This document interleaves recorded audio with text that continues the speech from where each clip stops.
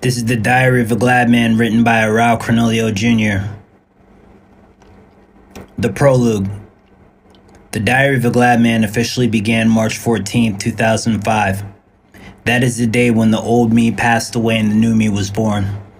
I was a freshman in college at Penn State University, attending the main campus, majoring in media studies. The only world which I knew consisted of music, chronic, and my passion for models. Being an amateur fashion designer was a hobby that I dabbled in because I felt it would draw a bigger crowd to my main talent, which was emceeing. Since everyone I knew who was going to the club to see shows was mostly dipped in the flyest of gear, which in comparison to others I had little of. Aside from having few clothes, few pieces of studio equipment, and a few objects to truly call my own, more than anything, I only had a few friends. The death of a salesman. From the age of 16, when I was a sophomore in high school at Anonymous High, until I moved away from home to attend college, my madre has not just been my best friend, but my greatest advocate in life in my endeavors. Which honestly is an abundant blessing in itself, because many youths from my environment did not share such a strong relationship with theirs. For me, young and immature, it was a hindrance because my mother was truly critical of my actions since I lost my father at an early age, and not to mention I was the youngest in the family. This made her want to keep me close and keep me on my toes, so I did not make the same mistakes as my older siblings and my dad. For the time, all I could focus on from the moment I dropped out of high school until I finally was accepted at a Big Ten university was the death of my father and how much I failed him as a son and my siblings as a brother. Little did I realize the greatest blessing a young male Negro could ever have was still breathing strong winds of faith into my lungs and instilling true Nubian traditions into my very core by motivating me to stay alive. It would only seem relevant to me as a younger self in that the moments when my madre was praying for me in court, that this is what was her forte, which in turn reflected on the way I viewed women at the time. No man is an island. Riding solo became a strategy as a young man, which empowered me to take a DNA test. Riding solo became a strategy as a young man, which empowered me to take a DNA test and finally have the faith to return to school after touring and moving forward as a student who later became more prepared to be a legal guardian. It was the year 2016 when I heeded to my relatives' advice and chose to take a DNA test when I was informed that my 11-year-old non-biological daughter, who for privacy's sake I will refer to as Orchid, was not biologically mine, which motivated me to find a new woman and leave behind a relationship which I once cherished. The Phoenix, in quotation, my rebirth.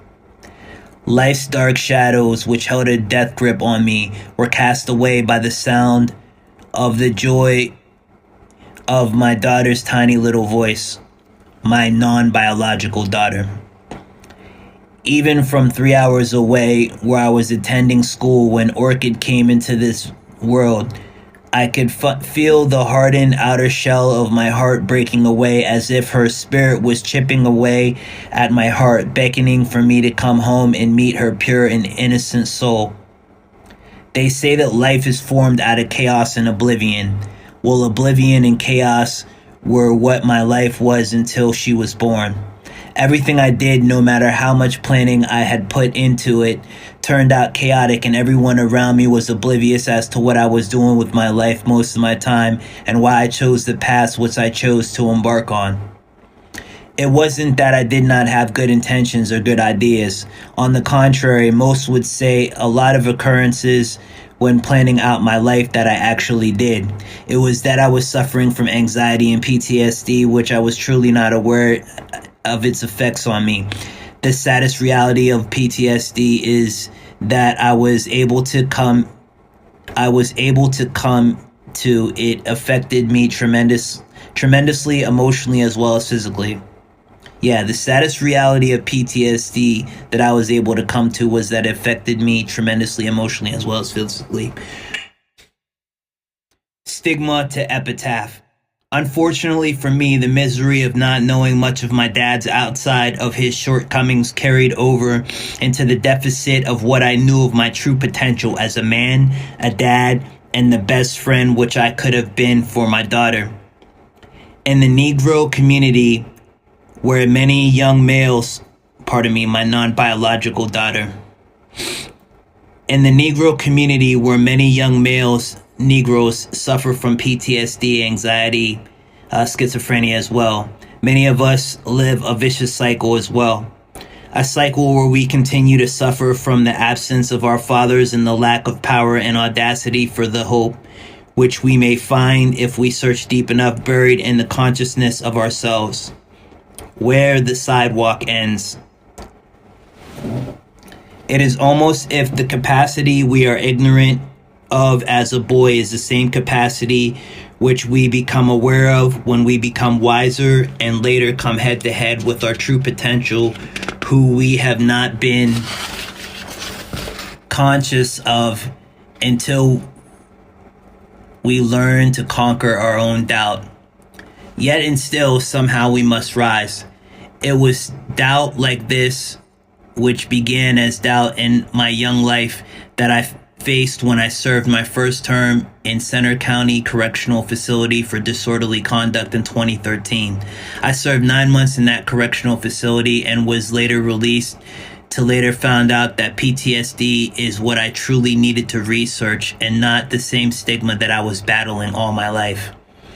It was there in my empty cell of solitude and despair that I found out who my true friends were. After those lonely holidays spent behind bars, I realized that God was my best friend in life aside from my madre, my family, and a chosen few. And my imagination, which is the root of my spirit, which was my only true connection with my creator and the key to my originality and survival in this world of chaos and oblivion. Crouching tiger, hidden dragon. This deep and immense universe of joy and pain became an ocean of swirling emotions, which I found myself drowning in time after time, and yet drawn deeper into for lack of better understanding of who I was and who I was becoming. It is this lack of understanding of who we are as people, which I feel draws me to the same groups of people which I have been coming across all my life. Some of these people have been very deep people who not only have deep souls but deep roots in their community. Others who I've been trying to avoid, unfortunately, have deep wants and deeper needs than I do, and turned out to be not the kind of people that I should be surrounded with consistently, but none like the ones who I met being transient in the streets. A man apart. I spent the majority of the past 10 years of my life transient, wandering back and forth from the East Coast to the West Coast, finding myself often in the most random of situations, from couch surfing to squatting to even dumpster diving. Through all of these trivial pursuits, I found pieces of myself and my life buried in the rubble of other people's garbage. I have heard it said that one man's trash is another man's treasure, but rarely heard anyone expound on one man's past becoming another man's future, or vice versa. This is why I earnestly believe in the truth of that statement. In the Bible, during the Messiah's life, there was said to be a rich man who posed the question to the Messiah, what will he need to do for him to make it to paradise? When the Messiah heard this, he replied that it would be much easier for a camel to make it through the eye of a needle than for a rich man to make it into heaven. Eye of a needle. Than for a rich man to make it into heaven. The message the Messiah was trying to convey was that the man needed to be able to leave his most precious belongings, as the commandment states, love and seek your creator with all your heart and your soul. This example was shown several times in the Bible, from Lot and his wife's test being commanded by the Creator to leave Sodom and not to turn back. It was also exemplified in Job's test by the adversary telling the Creator if he touched Job's blessing, then Job would curse the Creator. And even and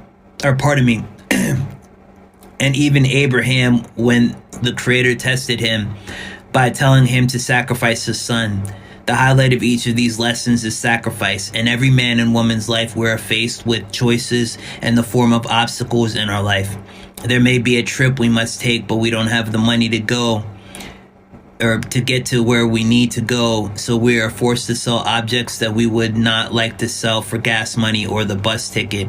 There may be other instances where an individual like myself may be on a music tour and the DJ cannot make it, so I have to hire another DJ or cancel the show, which all can alter the future of not only myself but each member of my band. In each of these cases, there are things in life that we must leave behind to get ahead and things that we must embrace to have a brighter future and not become buried in the rubble of our past or our family or our parents' past.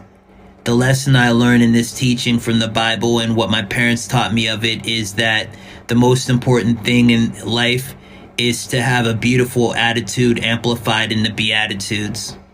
Faith in oneself, in the Creator, and resourcefulness. If one has these things and is not clingy when it comes to objects, they will not become a bag lady or a pack rat or a hoarder, and will never be lazy, slothful, depressed, or an invert, staying in the house, playing with their objects, and not building relationships with people and learning about the world around them and how to survive in it, and not suffer from the sins of the father by having idols above the Creator, which is really what angered the Creator through much of the Old Testament, because idolatry separated man from the Creator because we stopped being resourceful and relied on our fallen nature rather than our heavenly divine nature, which is simplicity, joy, happiness, and in one short word, gladness. Strange fruit. It is often said that curiosity killed the cat. Well, in my life, I have been one of those kind of cats who often was too curious for my own good. Believing that I had 9 lives as a child got me into a lot of trouble because I have usually been the kind of daredevil that would not think about the repercussions until after the fact. The only thing that would be on my mind before I attempted dare was the possibility of winning and not losing, or how much I could lose. Many of these dares often landed me in a correctional facility or a healing center or in some city or some state in some institution far away from my friends and family, where I would be stranded because I thought if I went there, I would have a great turnout at one of my concerts and so on. It has also been told to me by one of my therapists to be careful when indulging in certain things that I have been tempted to touch but can rarely put down, mainly the marijuana plant. Her reason behind this was that everything that glitters isn't gold and should be taken with a grain of salt, not just for face value. While in the Healing Center institution, we were doing a group study about the adverse effects of marijuana on the brain and neurotransmitters which are affected during constant use of it. And it was true what she said. In some cases, for people with conditions such as anxiety, schizophrenia, PTSD, marijuana can deter the glad cells in the brain, which are in charge of making connections with happiness or happy thoughts. But at first, it may not seem like this is the case because we give some people bursts of emotion or elation for short periods. But after a while, when the cells become tolerant to levels it takes more and more to curb that fix, or so to say. Many argue that it is not the marijuana plant itself, but the artificial chemicals which are added to the plant to stimulate its potency during its growth phases. Nevertheless, weed, like sex or any other opiate or eye-opening experience, is something that should be tempered with wisdom and not abused for the sake of pure satisfaction, but taught to us to be a reason to be happy, glad, or proud of who we. Written by Aarao Cornelio, or Aarao Cornelio Jr. As we continue on from page 5, we left off at nevertheless, weed, like sex or any other opiate or eye-opening experience, is something that should be tempered with wisdom and not abused for the sake of pure satisfaction, but taught to us to be a reason to be happy, glad, or proud of who we are and who we are becoming in life, in this world, and in this mysterious universe. Paradise Lost. Being a devoted worker and parent, my madre was never a major fan of evolution. I never really knew enough about Darwin to call myself a Darwinist, but I have quaintly been a fan of weirder science in the past. My discovery of the illustrious world of sexual fantasy did not come until my mid-20s, early 30s, and was mostly repressed because I was taught, like many other students in churchgoers, that sex outside of marriage or outside of wedlock was morally wrong. This may come to some shock, being that my family came from Africa, a place where a man may have more than one wife and bear children to multiple women if he could financially support them. One of my favorite songs from the 90s was Papa Was a Player, written by hip-hop singer known as Nas, depicts how his father, jazz player Oludara, was a ladies' man who often cheated on Nas's madre and caused strife within Nas's household in Queensbridge growing up. This song resonated with me as a youth because of the way that my dad and my madre's relationship reflected upon me and my siblings growing up in the Anonymous Junction, the section of Anonymous, Pennsylvania. It would seem as if there is some sort of generational curse on this lost school of poor swimmers that arrived on the beaches of America in the late 1500s, cursed to inherit the burden of their predecessors' latent nightmares come true. But is it the dream of Abraham or the nightmare of Martin Luther King that God's promise to the children of Israel has yet to be revealed to this generation in full? Because if it is Abraham's dream, then why do we still have Martin Luther Kings and men like Malcolm and Frederick Douglass persecuted every day for carrying the same cross, when they are our modern-day Black Messiah in the form of rap stars and drug dealers from our very own neighborhoods who fail to reach their true potential just as Tupac and Biggie did? Just as I and other Black youth struggle with today. The lost generation. In a time where the slogan Black Lives Matter went from being a rallying cry of eminent vibration to becoming a cliche phrase tossed around as dull and emotionless as just do it, who is to know or be able to predict what kind of brainiacs we have coming into the world, and how will we treat these new world saviors and preservers of the earth that may have more efficient answers for our time than we can handle? In my college years, I felt an incredible load of pressure on me as a young male Negro, not only to succeed at what I set out to do, but to be a champion for the cause of my ancestors and immediate family who arrived in this country in the late 70s, a few years before the crack epidemic eruption. In 2018, and in the wake of the execution of Eric Garner and many other young male Negroes, I feel I am not alone. It is no longer about Amadou Diallo, Mumia Abu Jamal, or one group of people from one community or another. It is about the multitudes of depressed people living a nightmare of repressed energy, forcing them into a vicious cycle of bad habits, poor routines, and latent talents that never arise from their dormant state, to be lived by people who become zombies because they are only medicated for their illness and paid for their disabilities, and not rehabilitated to the point where they become self-sustaining workers in society and effective positive members of their families and communities, motivated by their ambition to not be blind stool pigeons trapped in the ghettos that surround them daily. The Walking Dead. In the 80s, the word lemming was a term mostly associated with a computer game where a group of blind mice would follow the lead mouse in a rat race, as the main character, controlled by the game player, would strive to find their way out of a catacomb of caves dug in the walls of a mountain, which these trapped rodents were trying to escape and or overcome. About this game, there was also a popular song from Motown era sung by legendary Marvin Gaye and Tammy Terrell, "Ain't No Mountain High Enough."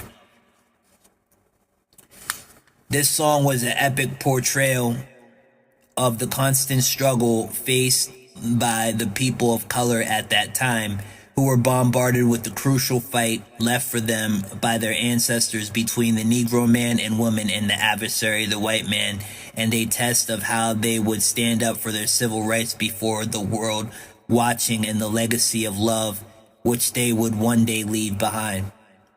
In my hometown of steel workers and blue-collar migrants, many can relate to the zombie-like state which they waken to every day, only to repeat night after night, living their form of vicious cycle regardless of race, color, creed, or gender. Many, like myself, leave and abandon their homes, families, and history to migrate to bigger cities and other prominent places in other states, since nothing great is truly promised to a child of distinct background in rural PA except correctional facilities, institutions, and death. Many of my friends who are no longer here today have unfortunately become unsung heroes of their untold legends, and rarely are spoken about or remembered in a positive light, leaving few moved with sorrow and compassion and the desire to never become like them or ever wish to return to the wastelands they left behind for the sake of achieving greater good. The rat race, or the race to a million in quotations. It was rapper Christopher Wallace, who is known as Biggie Smalls, who said that where he is from, you either slinging crack rocks or you got a wicked jump shot. So why is it that so many of today's urban youth are trying to become famous or some form of athlete, celebrity, or entertainer when the odds stacked against them are so high?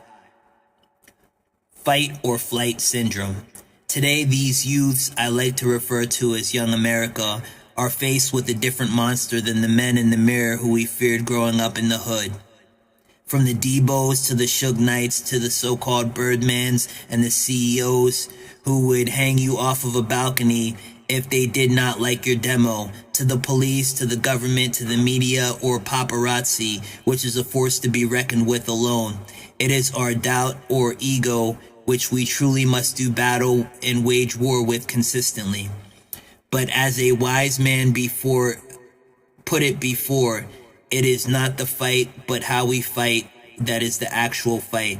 Once upon a time, celebrities in the hip-hop world were pressured with responsibility of keeping it real within their community or be booed off the scene for the rest of their career. Today, there are so many agents of self-destruction, it seems that growth as an artist and human is nearly a feat itself, almost too impossible to achieve by the common man or woman in this industry. The identity crisis.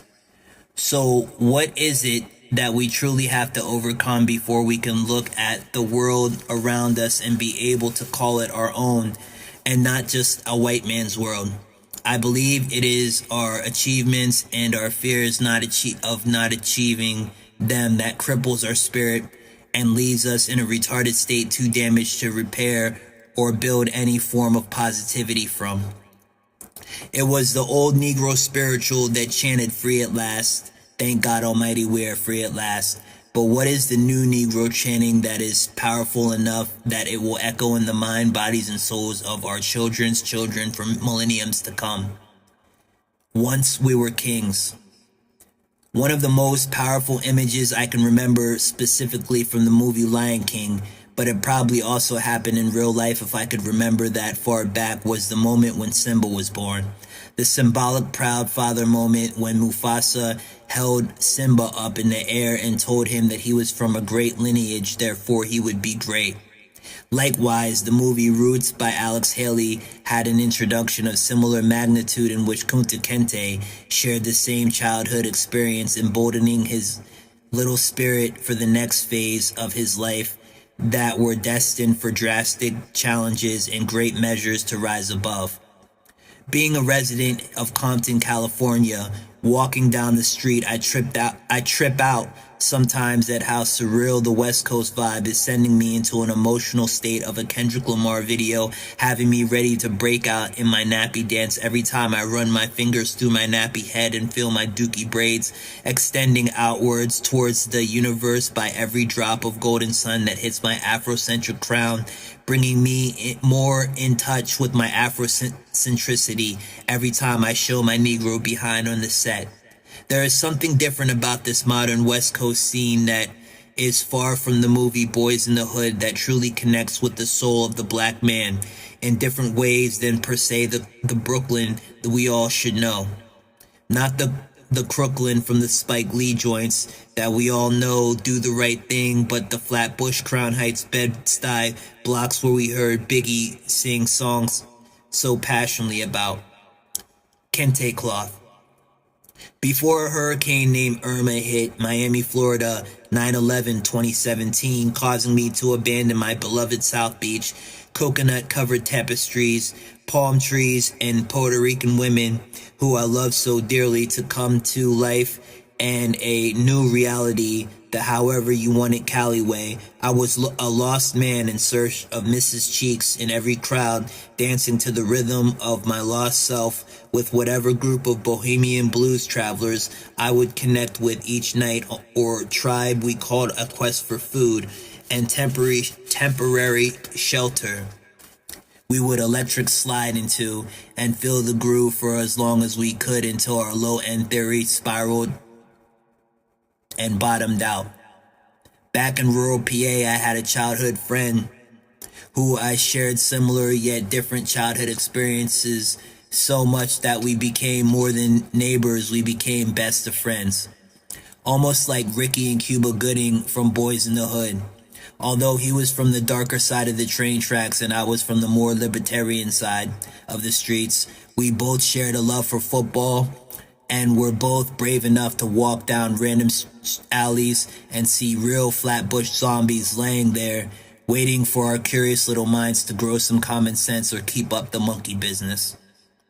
More times than none, it was my friend, the comical one, who was the class clown, that was more than not usually ready to get down to business when it came to finding some skins to slide up in, and I was the childish Georgie Porgy type of figure with a mug like buckwheat and a dad like Lawrence Fishburne that would always come out of his his office when my friend would arrive around 7:30 a.m. in the morning to adjust my suspenders before me and our gang of rascals would walk to school in the blitzing Pennsylvania cold in a race to be the suavest and persuasive before our time so that we could be like Fred Durst swimming in the nookie.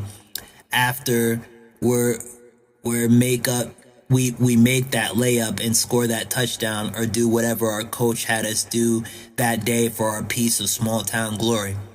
In those glory days and in the life and times of this white boy trapped in a Negro's body, life was and is usually backwards, ass backwards. It was as if I and my friend's roles were reversed for the benefit of him championing more trophies, in parentheses, white girls, or nookie in general than I did or could ever have imagined having. It seemed most of the time as if his street helmet was on right and my thinking cap was on the bucket end of the swag spectrum, because most of my teenage years I was trying to emulate Spanky and his Beastie Boy pals because of how ashamed I was of being the only black guy in a white school, until the gang came into our atmosphere and saved me from utter humiliation, and my friend was embracing my roots in the form of my absentee dad, who he held in high regard. As we continue on, this is a Diary of a Glad Man written by Aarao Cornelio, or Aarao Cornelio if you can't pronounce it with an accent. We left off on page 9. Okay, the form of my absentee dad, whom he held in high regard, is a descendant of black Americans and not a first-generation Afro-American like myself. In his mind, there must have been a reason why the great John D. Rockefeller, a white man, would desire to be buried among kings in Africa like the great Kunta Kinte himself, shrouding himself in the cloth of our ancestors, exposing our Nefertiti's and Venus Hottentots as his trophies, while I reach for his hill figures and polo clubs just to whiff his country air and have a chance to run ball for a major league or a greater role for a minor key. A tale of two cities. As I and the gang spread out like platoon in our journey for sanity and our adventure for who can grow the biggest plantains, it was not who had the largest kahunas that made one or the other follow the leader.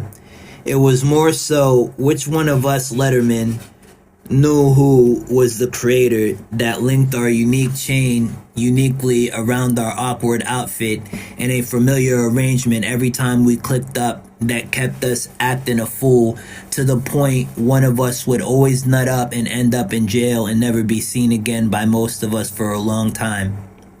Those were the good old days. Bear in mind that even though during my teenage years I had to squirm through the most treacherous waters I have in my life, I did not experience my first major setback until I was 25, when I had my first episode and stayed in an institution to stop my life from spiraling out of control. Up until this point, my experience in the jungle was mostly in the kiddie side of the pool. I had barely got my feet wet when it came to the nookie. Rarely stepped in scary neighborhoods for any reason, even to sell a CD or occasionally get a 40 bottle of Old English to sip on by the train tracks, and I was wet behind the ears when it came to life experiences as far as going through any live wire events where one of the homies would have to set it off and I would have to ride with them. With Gorillas in the Mist blaring in my headphones and my NWA t-shirt on, I can recall sitting in class on my first day of senior high at Anonymous, Pennsylvania, as my teacher read off our names for roll call in the morning.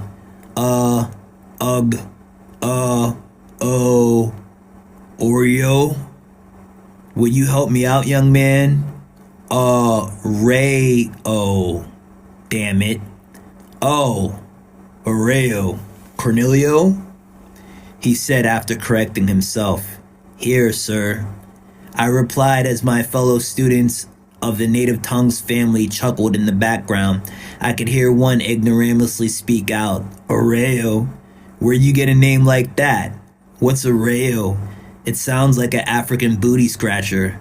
Are you an African booty scratcher? Class act.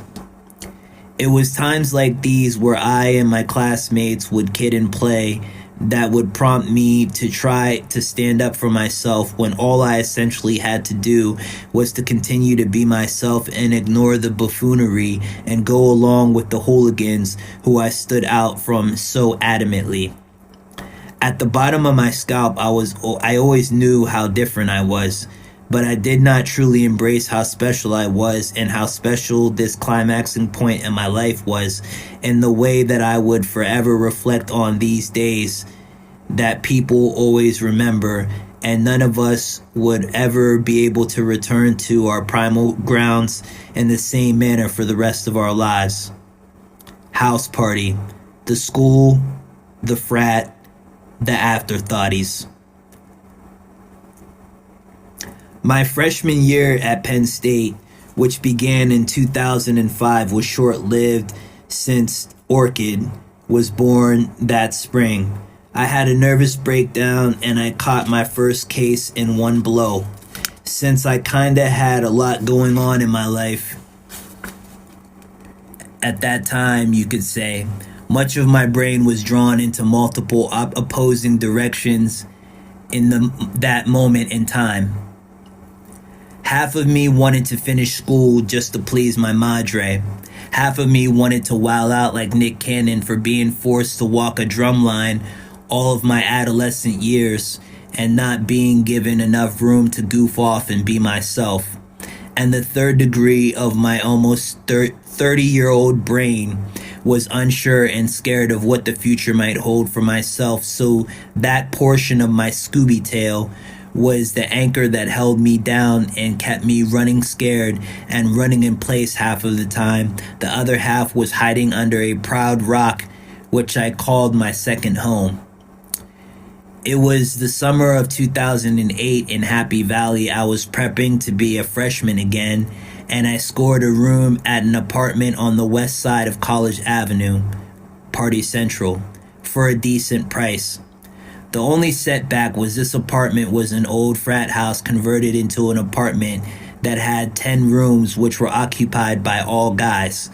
Usually, when I would attempt to attend a school away from home, I would let my family know my plans far in advance, where if they could, they would support my academic hustle. But in this case, I did not. Therefore, I was attending classes but not a legitimate student for most of the semester. I was 28 years old at the time. Orchid was about 3, and I was rarely home to see her because the main campus which I attended was 3 hours away, so I would spend more time in central Pennsylvania than I would at home to have a chance to pass my courses and also to sell CDs.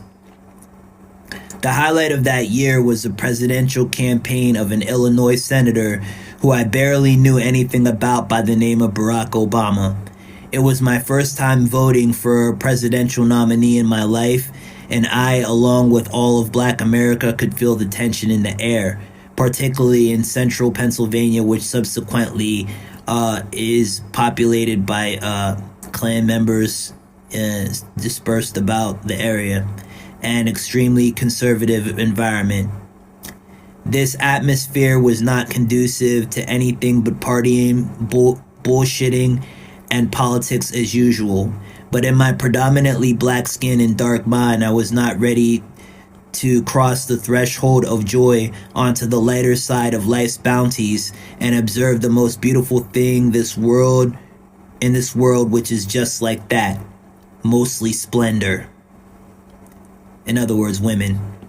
When Daddy Left was an underground hit that I wrote before I became the Prince Rao. This song and others like it, such as Super Fragilistic, were songs that exposed my emotional side, the pain side, and not the playful side that came out as I became more exposed to the ladies and that southern playlistic Cadillac funky music. In other words, trap music. Patriot games.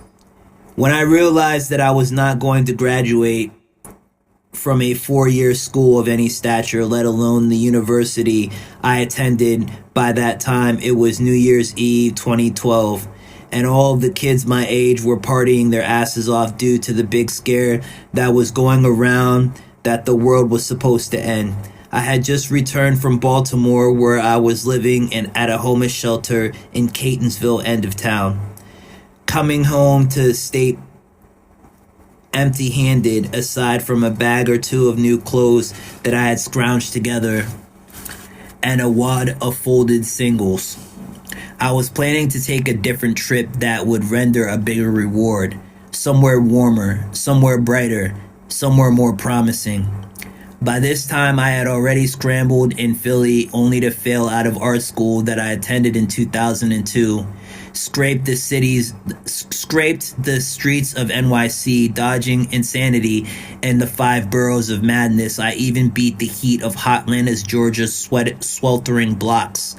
Going on runs became second nature to me, and every new city I traveled to left me more experienced than the last and honestly basted with a hunger for more. Nothing, though, caused my brain to protrude more than the trap scene, which I paid obsequious attention to when I watched the Cash Money videos on YouTube every day from my apartment in Penn State. From a distance, I could already envision the Miami life and could picture myself living in it before even boarding the plane that December of 2012. I had no idea of what death-defying stunts I was about to pull or how fierce the jaws of death that I had to be pulled out of were. All that I knew was I had to get paid. I had to get laid in a major way, and I had to get discovered. Little did I know was Miami was synonymous with being the place where people come to for vacation but leave on probation. The only thing that mattered to me was whatever happens in Miami has to stay in Miami. Because if I ever did get out, my hypercritical madre and my girlfriend at the time, who was a nurse, would most likely not be happy about me ever returning there. Especially with the thought on my mind that I may have done it all for the nookie. Really, but not really. The death of Versace, the birth of Geechee Kamikaze. I couldn't tell you how I ended up beached in South Beach, Miami, underneath the stars next to a blonde, across the street from Versace's mansion on the night that possibly changed the entire direction of my life. But I will try to explain in some detail some of the ways that it did affect my perspective of being homeless and give me a different outlook on what it truly means to be a beach bum, or what it meant to me at the time. Being a beach bum in its truest sense of the word to me meant more than being a scavenger. A beach bum in Miami was the ears and eyes of the streets, the go-to guy, the plug, the pimp, the hustler, the killer, the marauder. The beach bum could very well be a cop, a hidden millionaire, or a stockbroker down on his luck. So when you come to Miami, you better bring your pooper scooper, because the beach is full of pimps. I just filled the role of a starving artist who somehow ended up dating a psycho kleptomaniac who was just as sick in the head that I was, but giddy as a schoolgirl, because she was as free from her obligations as I momentarily was. By day, Cookie, which is a name that I gave her, would hit up the local bodegas for food for us to eat on select occasions. She would come home with random designer outfits for her man. At night, we would sleep on the beach until torrential rains forced us indoors when we began squatting, which I never even thought of until my homeboy, who was also homeless at the time, told me and Cookie about this mansion between Ocean and Washington that was abandoned but had electricity and running water. Me being the skeptic who is also schizoaffective nerd, I was extremely hesitant in squatting in such a plush location, but when a woman is fed up, there ain't nothing you could do about it. So with my tail in between my legs, I followed Cookie and my homeboy to this mansion where we stayed for the next few weeks during the months of the hurricane season. This is not Hurricane Irma. This was years before. This was 2012. Hurricane Irma was 2017, just for... What made this unique experience for us is that we were both gamblers per se, meaning we both were not afraid of taking risks if convinced, both in the prime of our youth and both fire signs, Aries to be precise, which made our relationship more love-hate than dark and light liquor combined. We had the potential of a power couple, but the chemistry of Ren and Stimpy, or Pinky in the Brain. But when we were together, but we were synonymous with each other to the point we could not be separate for too long without going crazy. On South Beach, I was Ebony and she was Ivory. But as much as I begged her to call me Prince, she always preferred to call me Fresh. And fresh is how she kept me. Even though we were both broke, she knew and always found ways to keep me fly. And that honestly is where I can say I got my true sense of style. Musically, I learned how to set trends in marketing class at PSU and on the streets of NY and Philly selling mixtapes with my homeboy Streets. My fashion wise, I learned to follow trends by watching what beach bums wore in Miami and configuring how each clique Okay, so as we continue on, this is page 13 of 19 pages. Diary of a Glad Man written by Aarao, Cornelio, if you can't pronounce it correctly. So, picking up where we left off, configuring how each clique would blend with the people with money, being that many of these bums were starving artists that had to dress the part to get into the parties, where the producers and DJs with the most clout lounged with their larger-than-life crews. The gift of freedom. It has been stated by a wise individual that to whom much is given, much is expected. And on this trip, the greatest gift of all has been grace and mercy in the manner in which I was allowed to take the escapade which I took, leaving my non-biological daughter behind, my girlfriend, my madre, and my siblings behind, and my closest friends I have in life, which are my nephews. After breaking up with Cookie, who was my anchor and the only thing that was holding me in Miami, I began to feel the gravitational pull of home, nudging me to come back to reality. So I packed my bags and hopped on the next Greyhound, headed home. But nothing is ever complete without a stop in Penn State to see my former classmates chill out, smoke, and reminisce with the homies on what had just happened, and catch up on what just happened. It was April 2014, I believe. 2013, 2014. No, it's 2013. And I had just finished recording a song in the Media Commons called Night Lights, which was a descriptive freestyle that described my everyday grind, trying to overcome the pressures of a minority student with an academic hustle for life and a beautiful mind that was struggling to escape the confines of life in a small town ghettos of PA. It was in these media comments that I decided this song wouldn't be right without a video to go along with it, so I hit up my boy, who was also a film major at Penn State, to get a film crew together to shoot a video for Night Lights. Over the next few nights, we spent hours organizing the shoot, filming and in the editing rooms, mixing and mastering the song and video. Being that it was the end of the semester, the rest of the crew did what they could do for us, then left it up to me and my boy to finalize the video before releasing it to YouTube. It was the final night of the editing process of the video, and I was in the Media Commons alone, which was not a bright idea because I was not enrolled that semester at Penn State, but my boy, who was getting tired of babysitting me while I edited the video, he went back to his apartment to catch a few hours of sleep before class the next morning, which afterward we were supposed to link up and hang out while reviewing our work. I was tired of editing this video to perfection, and as the grueling process continued, I became less interested in this video. It is perfect and more interested in just get video being perfect and more interested in just getting it over with and putting it out for the public to see. Being that it was my first HD video shot for any reason I ever recorded of high MP3 quality.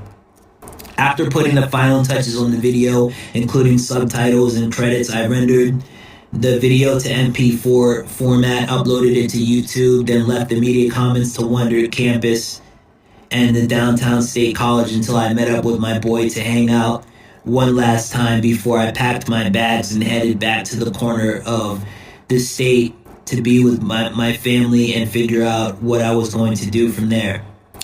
At the time, I was off my medication, so I was already in a narcoleptic state of mind, not to include staying up for the past few days of filming the video.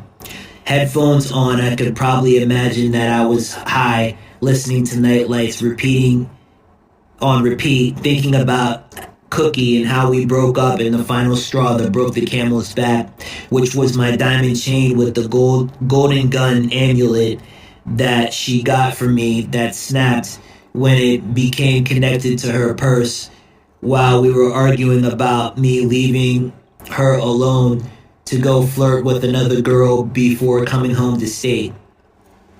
On this walk around campus, like most of my early morning walks, I was rambling or talking to myself due to the frustration that I had because I genuinely loved Cookie, but we were too much alike to work out, and that fact I did not want to leave Miami, but after breaking up with Cookie, I did not have much ambition to do otherwise.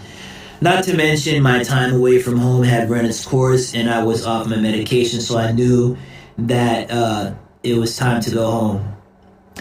I'm sure that there was a barrage of obnoxious things which I did that week and morning, as any downward spiraling patient off their medication does, but the worst thing that I could do was hang out at the hub at that time and season of our garbage years, and to top it off, fall asleep without anyone there to claim me as their visitor. So alone I sat until the police showed up, wondering and questioning me as why I was there by myself when I was not enrolled in classes so late in the semester. With no answer as to why I was there and no real reason to keep me there, they let me go, but later picked me up on terroristic threats charge, saying that I threatened to shoot someone on campus when I had not talked to anyone the whole entire morning since my boy left me at the Pollock Commons. In other words, it was hearsay. The only reason I could think of them getting that, since I did not have a firearm, was someone possibly overheard me talking to myself and was scared and reported it as a threat, being that I was on a college campus. They tend to take issues like that very seriously, and I don't blame them. Pride. Out of these sons few may come, withered right and not entirely undone. During my detainment, I could feel myself slipping as if I was sinking into quicksand, into the bottomless pit of Center County Jail, an environment which I was totally unfamiliar with, but mentally preparing myself to embody for the term of my jail sentence, which I knew it was not going to be an overnight stay. I remember telling myself literally, put your game face on, Aarao, in the back of the police car as they were pulling into the facility. Although I had said that to myself several times, that first night it took at least 3 months before I adjusted to life on the inside. Being in Center County Jail at that time was like being in a mosh pit with ballerina slippers on. I not only looked out of place being a soft-hearted fellow like me, I felt like a fish out of water in all senses of the word. There were several times, though, those first couple of months, which my family, mostly my madre, tried to reach out to me to see where my head was at and to see how she could help out. But pride is a MFer, and pride is what I was there for, and it needed to be broken down the hard way. Aside from having schizoaffective tendencies, one of my main downfalls, as my mother would point out, is that I can be hard-headed like my father. This was shown in my fight to attempt several times to defend myself in court, which I knew nothing about law or how to stand legitimate and to be taken competent in the court of law at the time. Nevertheless, I was tenacious in my trial, surnaming myself Willie Esquire after the Willie Lynch letters, which I studied while I was incarcerated. At that point, I had a feeling I was not going to beat my case, so I began making the most of my time by copywriting my ideas and music by sending letters to myself and not opening them until I got home. I also began writing a book which was my version of the Willie Lynch letters called Willie Lamp Papers, because my light was always stayed on in my cell at night because I chose to sleep in the day and stay up at night to make time go faster. As time progressed, I began missing home, and all the writings, drawings, and tattoo ideas I compiled no longer were of great comfort or matter to me. It was about the 6th or 7th month inside, and I was beginning to get frustrated again. The judge over my case decided that I was not competent enough to defend myself and appointed a psychiatrist to assign a lawyer for me. I was in my cell in the hole one night when the inmate across from the cell where I was at, whom I had been constantly battling with, had clowned me to the point I got so upset I tore up all my rhymes and my tattoo drawings I had been keeping in my cell and planned to take home with me when I left.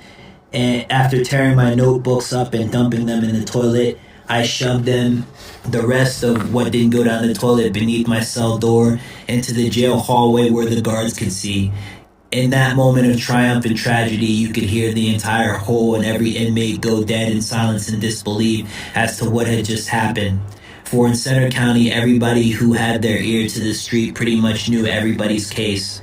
And although I was one of the hardest to handle inmates, most of them respected me because I kept to myself and did not mess with anyone. After that night, Center County lost its intensity to me, and I just became quieter and quieter, trying to piece back together the journal which I had just eradicated to no end.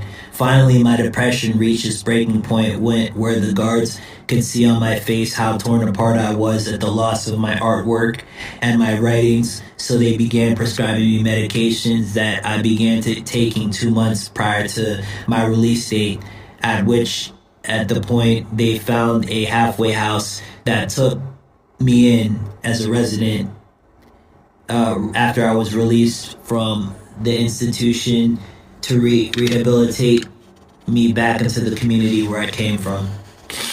Jealousy behind the veil.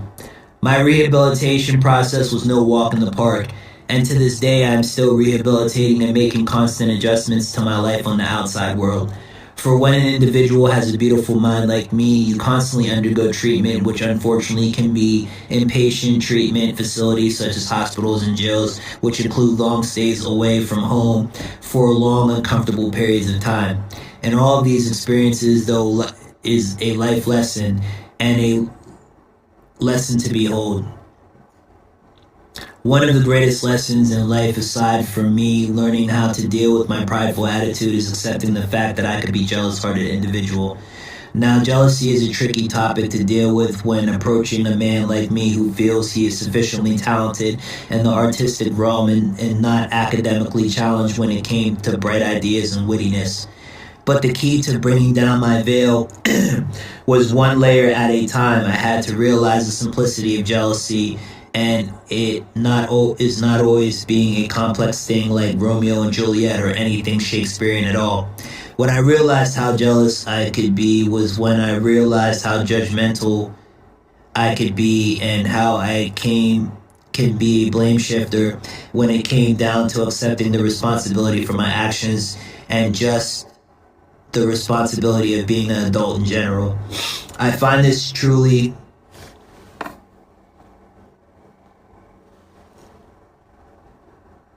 adult in general.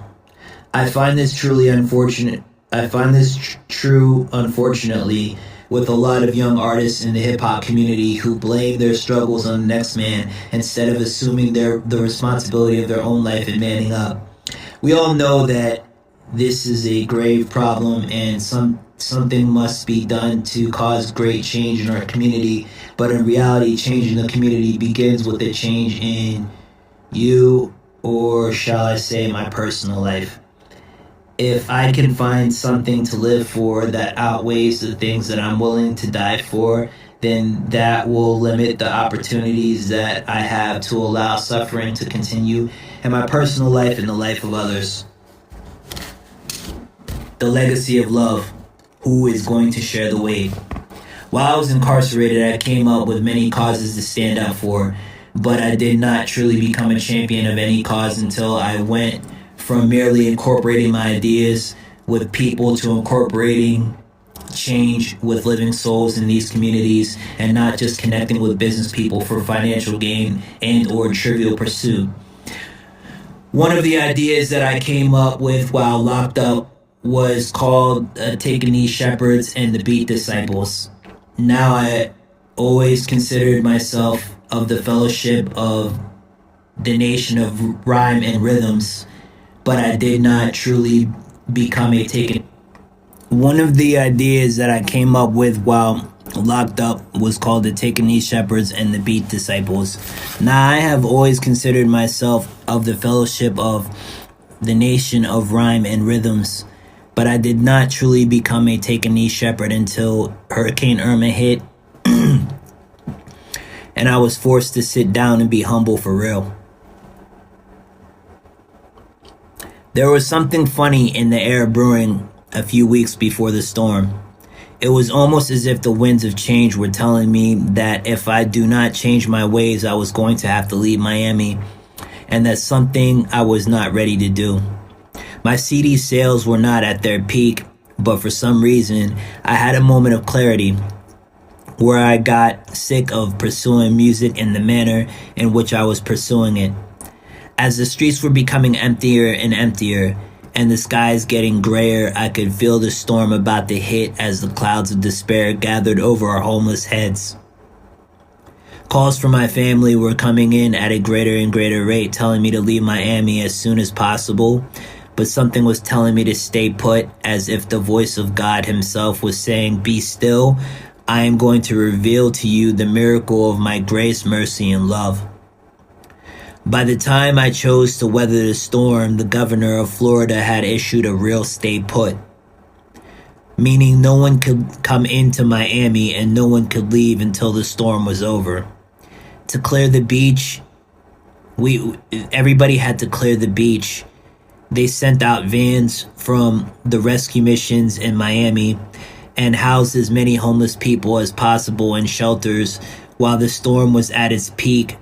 But before I was sheltered, I was looking for some of my friends to get them to leave the beach when I found a duffel bag of 9 goggles and 7 snorkels while I was dumpster diving. So being all I could be, no pun intended, I walked around the beach looking for the most destitute people I could find and handed them out before turning myself into the shelter where I stayed the remainder of the storm until we were allowed to leave the facilities to go find our families or whatever objects of admirations we had left behind to be rendered by the hands of Hurricane Irma. Hindsight 2020. The nature of a man's heart is deep waters, but a man of understanding draweth them out. I remember being told a parable as a kid about a man who was stranded on an island that asked God for help. While waiting for a miracle or a great sign from God, the man had seen several boats that passed him by that he could have used to escape from his bind, but the man was looking for great wonders that unfortunately never came. Finally, when the man came face to face with God, he asked God, "Lord, why did you abandon me?" And the Lord replied, "I sent you small ships, medium ships, ships of all kind, but you had to wait for that love boat, didn't you?" The bridge from the port of Miami that takes you to South Beach is approximately 3 miles long, which on one side you can see Little Wayne, Gloria Estefan, and Prince's Mansion on the Venetian side. On the other side is a harbor for all the cruise ships that tour the Caribbean islands 365 days a year except in hurricane season. My last night on South Beach before the storm hit, I remember walking across that bridge towards downtown Miami and how I was in great awe at the vision of greatness that I was graced by the Almighty to bear witness to. This view was more magical than the movie Titanic in great magnitude, more breathtaking than the most epic novel by Stephen King or Daniel Steele. It was as if the stars had fallen from the sky and lit up the deep waters as they danced on the boat's upper and lower decks, as they all arranged themselves in a Navy-like formation, preparing themselves to be docked for the oncoming currents of uncertainty. Paralyzed with fear and wonder at the same time, every step I took away from the South Beach, I had to measure how less and less of a man I was in comparison to the multitudes of waves that surrounded me. Sea level almost level with the coastline, and barely beneath the bridge I was walking on. I could see the $1 million mansion slowly being swept away as I pondered to myself, will Miami ever be the same? Fortunately, for the life of me, I got out of there when I did, which brings me to where I presently am today. The epilogue. There is no way for me to tie in everything I wish to discuss in this book of short stories outside of saying, most of my life I have been a man of much pain and many sorrows. We all know that when it rains and pours, but every day as we battle with our inward and outward emotions, we are given ways to express ourselves in our current state and our plight to reach ultimate bliss, tranquility, and achieve the ultimate goal, which is peace, love, and in one word, gladness. I would not say that I am anywhere near the level of tranquility that I wish to be when I pass away, but when I am 80, I do not wish to be reminiscent on the immature things I was doing when I was 17. I do not believe the keys to gladness or happiness can be found in one book, be it the Bible, the Quran, the Torah, the Tao, the I Ching, or any book written by a man. The keys to gladness are ultimately inspired by God. Like all those great books collectively, God is not finished yet. So never put a period where the Lord has only placed a comma, and never rub another man's rhubarb. Don't worry, be happy. Bobby McFerrin. This book is the first of my book series published by the Beautiful Grind Foundation, my corporation for the study of schizoaffective patients worldwide. I would like to dedicate this work and its effort to my madre and the memory of my father. My daughter, who for now I will just call Orchid, my non-biological daughter. My nieces and my nephews, the Lost Boys Foundation, my corporation for runaways and children with emotional problems. The Haven, my group home in the makings. 4PINC. The Polo Club, Deep Waters, USPA, 4 Pound, Reeves, Baker Boy, 50 Grand, Amos, Dante, Charles, Eugene, Maine, The Seal Boss, The Millers, Cuddy, Nahira, Shannon, Steve, Jolly, Mason, Kelsey, Was, Roby, E-Peg, DJ Chaos, Waldo, Soko, Orchid's mom, Honey. My affiliates, my partners, Lieutenant Parker, the African community worldwide, and God. Who else?